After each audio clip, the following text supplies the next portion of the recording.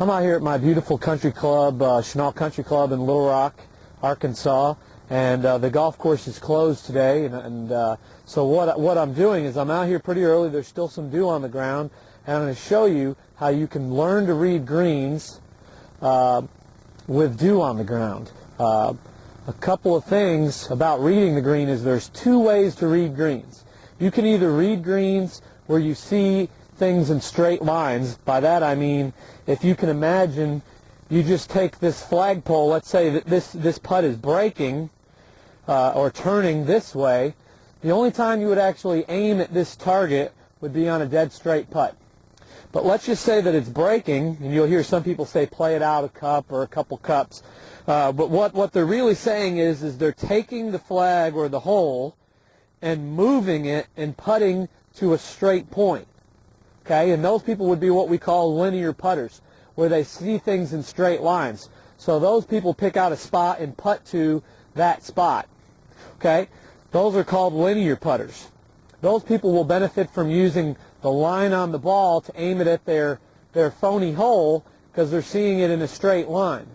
The other way is called nonlinear putting, and that way is where you see a big thick line. You don't see it as a straight line, you see it as a crooked line, and you see the ball curving and entering the hole. That would be what we call nonlinear, and you can see that on the Golf Channel where they show the direction of the line on there. So those are the two types of putting. If you imagine you see everything in a straight line and you just putt to the high point, you need to use the line on your golf ball, and you also need to get just imagine that you've taken the hole and moved it. Okay, so those are the two ways that you can putt.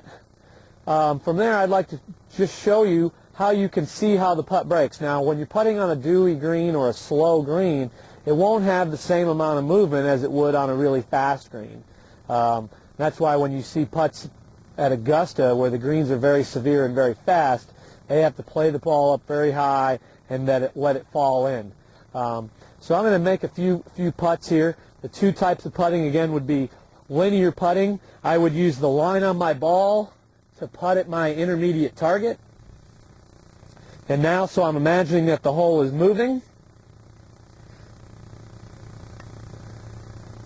And you can see the high point of my putt was probably about right there or a couple cups out. And that would be what we would consider linear putting.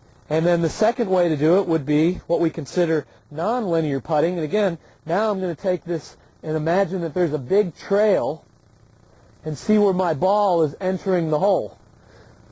That would be nonlinear putting. Not so concerned as if I make it, but just how I see the putt. So now my ball is rolling down that trail, and if I hit it a little harder, it goes in. So you should probably know or recognize which way you see. Do you see putts in straight lines? If you do, you're a linear putter. You need to use the line on the ball to point it at your target, and imagine that your hole has just moved.